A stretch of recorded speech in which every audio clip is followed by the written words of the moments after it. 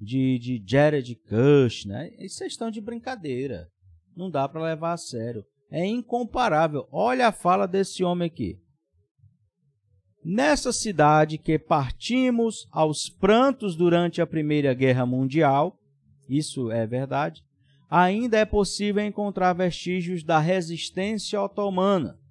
Inclusive, eu mostrei para vocês, né, uma pedra de uma legião romana, mas que era uma legião formada por soldados ali árabes, né, turcos, aquela turma ali, que foi colocada na época do Império Otomano para simbolizar a conquista de Jerusalém no ano 70 depois de Cristo. Portanto, ele continua: Jerusalém é a nossa cidade, uma cidade nossa, disse ele aos legisladores turcos durante um importante discurso político em Ankara. Nossa primeira quibla, né, que é a direção da oração, pastor Jeremias, não sei se você sabe, mas logo no início do Islã, eles dirigiam as suas orações, sim, verdade, a Jerusalém. Em direção a Jerusalém. Em direção à mesquita que eu mostrei aqui de Al-Aqsa, né? A cúpula do Domo da Rocha já foi construída tempos depois, não me lembro agora de cabeça, mas a adoração era em direção a Al-Aqsa, a Jerusalém. Então, hoje em dia, todo muçulmano ele se dobra em direção ao local de oração, que é Meca, né? Que é Meca, lá na Arábia Saudita. Exatamente. Né? Mas antigamente era feita oração em direção a Al-Aqsa. E já existia, tá, a Kaaba, né? Aquele cubo preto, ele já existia. Mas os muçulmanos não oravam em direção a ele, oravam em direção a Al-Aqsa. E depois foi que mudou para oração em direção a Kaaba, lá na Arábia Saudita. E ele diz: nossa primeira quibla, direção de oração no Islã, Al-Aqsa e a cúpula da rocha em Jerusalém são as mesquitas simbólicas de nossa fé.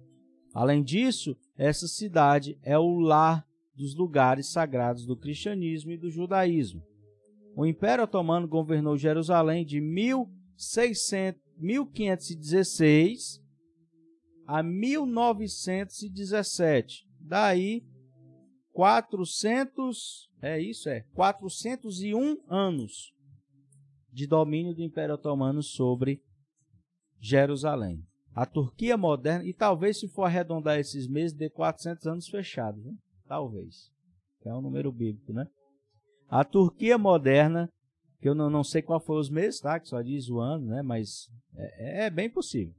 A Turquia moderna, seu estado sucessor, há muito enfatiza sua conexão duradoura com a cidade sagrada, regularmente condenando o suposto esforço de Israel para judaizá-la e o reconhecimento da administração dos Estados Unidos em dezembro de 2017 como Israel capital. Tem a outra fala aqui que é a do jornal, mas eu quero seguir na fala aqui do Dragoni, né?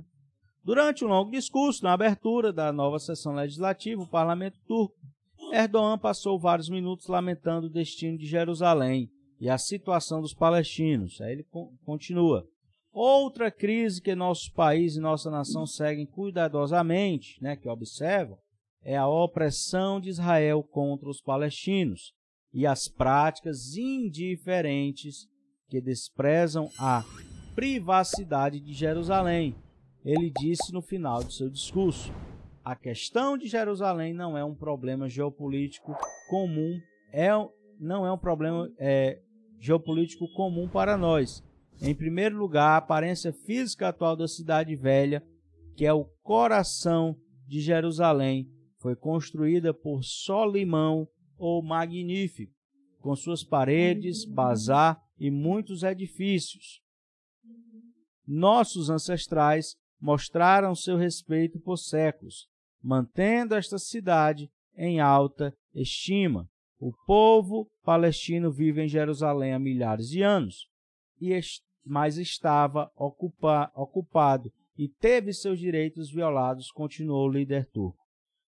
Eu quero falar uma coisa aqui para vocês, que quando Israel ele se torna uma nação, tá? Houve uma grande perseguição ao povo palestino. Essa é a realidade, a gente não vai aqui mentir para vocês. Várias pessoas inocentes foram expulsas de suas casas, tiveram que fugir, e Israel foi quem realmente criou esse problema dos refugiados. Isso é um fato, tá? Quando Israel ele vai ter ali se ser formado a nação, é criado ali com a ajuda da Inglaterra um grupo, né, paramilitar que sai literalmente aterrorizando ali e expulsando o pessoal de lá, tá? Isso eu digo que eu acredito por quê? Porque uma pessoa falou para um rabino e o rabino não negou, ele ficou calado, ele só ouviu. Então quem cala, consente, tá?